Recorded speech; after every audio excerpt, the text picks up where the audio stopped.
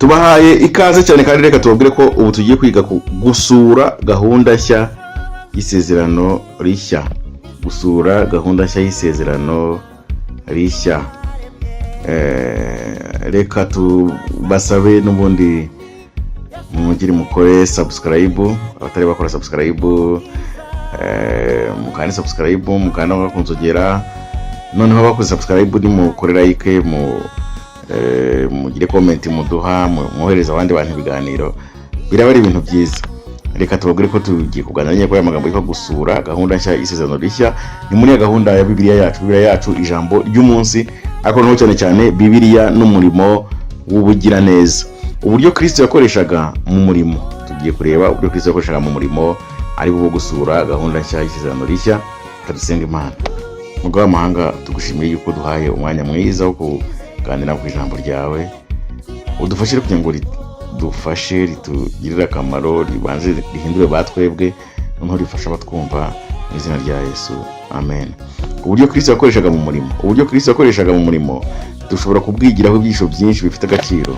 Ntabwo yapfa gukurikiza uburyo bumwe, yifuza ko iteraniro rimutegera amatwi kugira ngo babwire ukuri k'ubutumwa mu buryo bunyuranye.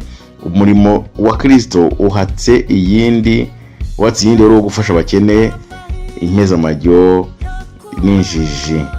Mu buryo bworoheje yaberekaga imigisha iri imbere yabo babasha kwakira, maze akangura ubushake bw'umutima bwo gusonzera umutsima w'ubugingo. Imibereho ya Kristo n'urugero ku bayoboke be bose. Ni inshingano y'abantu bose bamenye inzira y'ubugingo kwigisha abandi icyo kwizera ijambo ry'Imana bisobanuye. Hari benshi ubu ngubu bari mu gicucu cy'urupfu bakeneye kwigishwa ukuri k'ubutumwa bwiza. Hafi isi yose irambaraye mu gukiranirwa, nyamara dufite amagambo y'ibyiringiro agenewe abari mu mwijima. Ubugari bw'umurimo wa Kristo no kuva ku rugo ujya ku rundi. Ubugari bw'umurimo wa Kristo wo kuva ku rugo ujya ku rundi. Umukiza wacu yavaga ku rugo ajya ku rundi, akiza abarwayi, ahumuriza ababuze ababo, ahoza abari mu makuba, kandi abwira abababaye amagambo atera ibyiringiro. Yakiraga abana bato mu biganza bye akabaha umugisha, kandi akabwira ababyeyi bihebye amagambo y'ibyiringiro kandi abahumuriza. Mu bugwaneza n'ubwitonzi bitagajuka yakijije abantu uburyo bwose bw'amakuba n'ingorane. Ntiyikoreraga ubwe, ahubwo yakoreraga abandi. Yari umugaragu wa bose. Ibyo kurya n'ibyo kunywa bye byari ugutanga ibyiringiro n'imbaraga ku bo yahuraga nabo bose. Uburyo Kristo yakoreshaga bugira intsinzi nyakuri. Uburyo Kristo yakoreshaga bwonyine nibwo buzagira intsinzi mu kugera ku bantu. Umukiza yabanaga n'abantu nk'uwabifurizaga icyiza. Yerekanye impuhwe afitiye abantu, akabafasha mu bukene bwabo, maze bakamugirira icyizere, maze akababwira ati munkurikire. Ubu nibwo buryo itorero rya Gikristo ryashinzwe. Kristo yabanje gutoranya abantu bake, maze abasaba kumukurikira, maze bajya gushaka bene wabo n'inshuti babazana kuri Kristo. Ni muri ubwo buryo dukwiriye gukora. Abantu bake babonetse kandi bashikamye mu kuri nk'abigishwa ba mbere bazaba abakozi bakorera abandi. Urugero rwatanzwe n'ijuru ry'ivuna ry'umuntu ku wundi. Yesu yaje ubwe abonana n'abantu, ntiyitaruye ngo abe kure y'abari bakeneye ubufasha bwe. Yinjiraga mu ngo z'abantu, agahumuriza abaririra babo, agakiza abarwayi, akagura batagira icyo bitaho, kandi akagenda agira neza. Kandi nitugira ikirenge mu cya Yesu, tugomba gukora ibyo yakoraga. Tugomba guha abantu ubufasha nk'ubwo yatangaga. Ntabwo kubwiriza ariko by'ingenzi cyane. Icy'ingenzi ni umurimo w'urugo ku rundi. Twungurana ibitekerezo ku byanditswe kandi dusobanura ibyanditswe. Abakozi bakurikiza uburyo Kristo yakoreshaga nibo bazakiza imitima kubw'umurimo wabo. Uwiteka akeneye ko ijambo ry'imbabazi rigizwa kuri buri muntu ku rugo.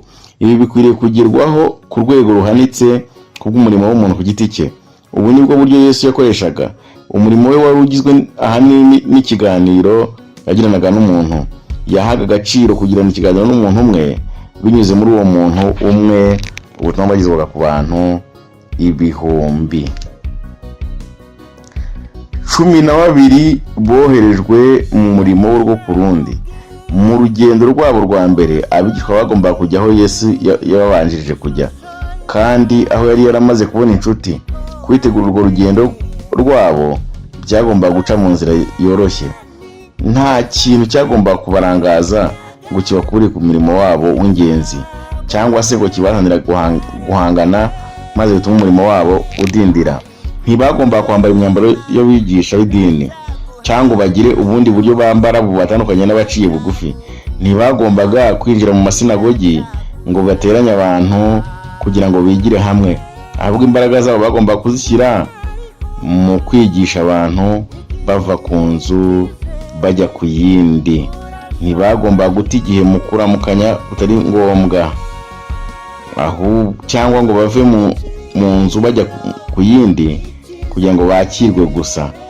Ariko aho bagendaga hose bagomba kwemera ineza bagirirwa n'abikuye ku mutima. Abantu babakiraga nk'aho ari Kristo ubwe bakira.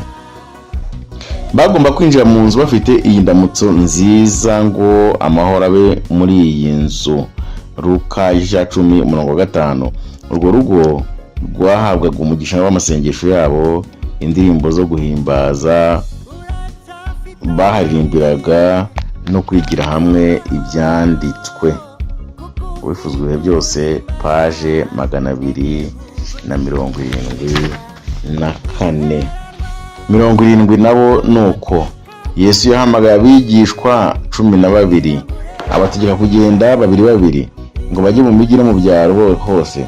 Nta n'umwe watumwe bagende wenyine, ahubwo abavandimwe barajyanaga, inshuti nazo zikajyana.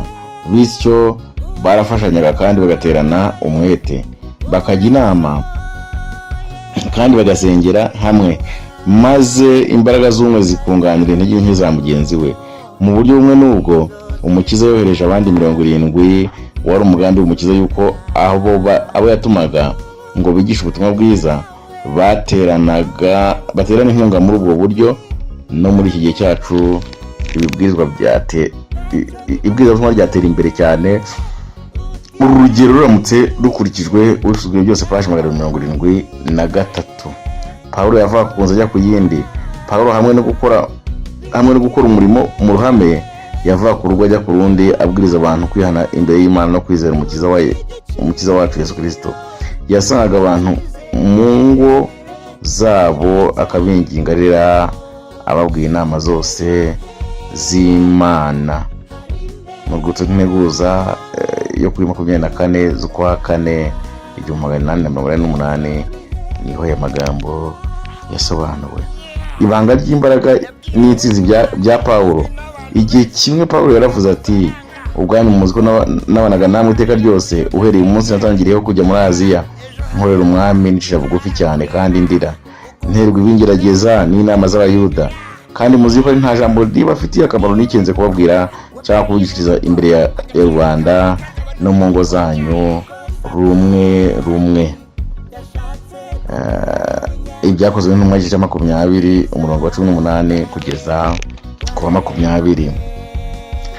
Aya magambo asobanura ibanga ry'imbaraga n'intsinzi bya Pawulo.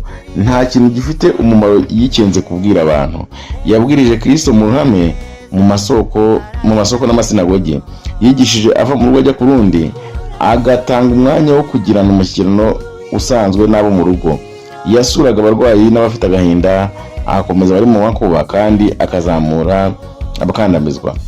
Kandi mu byo yavugaga n'ibyo yakoraga byose, yabwiraga Umukiza wabambwe kandi wazutse. Pawulo nanone yagiraga ku bandi binyuze mu mwuga we. Mu gihe kirekire cy'umurimo we muri Efeso, aho mu gihe cy'imyaka 3 yayoboye amateraniro y'ivugabutumwa akomeye muri iyo ntara yose, Pawulo yongeye gukora umwuga we. Hari bamwe barwanyije umuhati we wo gukoresha amaboko, bavuga ko utaruhuye n'umurimo w'umubwiriza w'ubutumwa bwiza. Kubera iki Pawulo, umubwiriza wo ku rwego rwo hejuru, yabasha asyo guhuza umurimo w'amaboko no kubwiriza ijambo ry'Imana? Mbese umukozi ntakwiriye ibihembo bye? Kuki yatakazaga igihe mu kuboha amahema mu bigaragara cyarabasha gukoreshwa mu bindi biruseho. Nyamara Pawulo we ntiyigeze abona ko icyo gihe cyari impfabusa. Ubwo yakoraga na Kwira, yakomeje komatana n'umwigisha mukuru, ntapfusha ubusa amahirwe yo guhamya Umukiza no gufasha bari bakeneye ubufasha. Ibitekerezo bye buri gihe byashakaga iby'umwuka.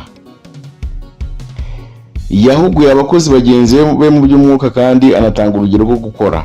Yari umukozi ukora vuba, agakorana ubuhanga n'umuhati, ahirimbana mu mutima kandi akorera umwami.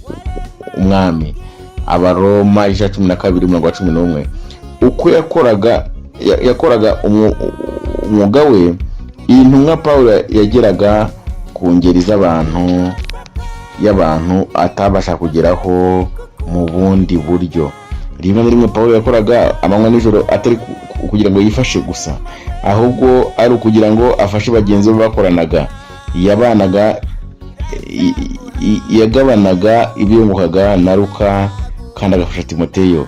Ibi bimwe yarasonzaga kugira ngo ashobore kumara ubukene bw'abandi, ntabwo ari umunyabugugu. Byakozwe n'intumwa paje 204. Urugero rufatika rwa Pawulo mu bukorerabushake. Urugero rufatika rwa Pawulo ku mukorerabushake witunga. Pawulo yatanze urugero rurwanya imyitwarire iri kugwiza imbaraga mu itorero, ko ubutumwa bwiza bushobora kwamamazwa mu buryo bukwiriye n'abantu badakeneye kugira imihati y'imirimo ifatika gusa.